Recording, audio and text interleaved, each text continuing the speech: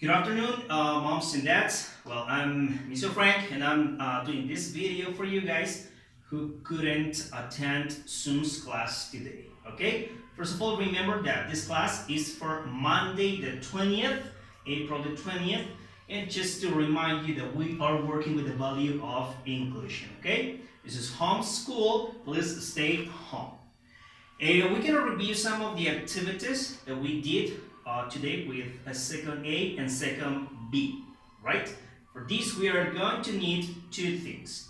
Your pencil sketch, color case, and also your book, year up number 2. First of all, we're going to go to page 186, all right? And we are going to check the activities that are good or bad for the puppy. In page 186, we have, first of all, to read the activities that we have in the above. Okay, above. Step on the puppy, which is not good for the puppy. Feel the puppy, which is good for the puppy, and so on. So what's going to be your job? To classify out of the 7, how many of the activities are good for the puppy and how many of them are bad for the puppy. Okay? So spend a little bit of time and write the good activities, the good actions for the puppy and the bad actions for the puppy. Right after that, we are going to be working in the following page. As you guys remembered, it was part of the previous activities that I gave you before Easter break. The fact right here is only to remember the words, the word bank that we have right here. Walk, my, under, home, kitchen, behind, and sofa. Okay? And right after that, after practicing reading them loudly, we are going to be unscramble the same words that are hidden in the following activities. Right? For example, number 1, we have KLAW, right? So what word from the above word bank can I make with those letters? Very easy, right? We have walked, W-A-L-K. After finishing the activity on page 187, we are going to move to the following activity. As you guys remember, we worked with prepositions that I asked you to investigate and research on some of them. So we are going to be working with those prepositions in this activity.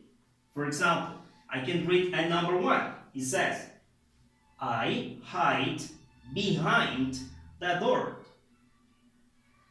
I hide under the sofa.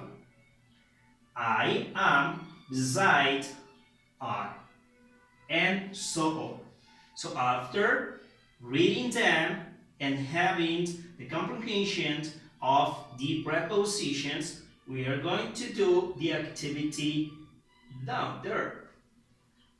And then we are going to choose a preposition to complete this chart. For example, number 1, I said, draw a ball.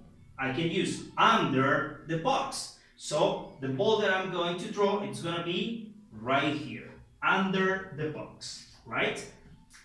For example, I have the box over here, the ball. Draw Toby. I can say inside or beside or above, on, etc., etc. Okay? So this activity is going to be up to you. Where do you guys want to create each one of the items that we have in the chart? Right? After that, remember, you can color the box, color your drawings, and create a very decorated activity.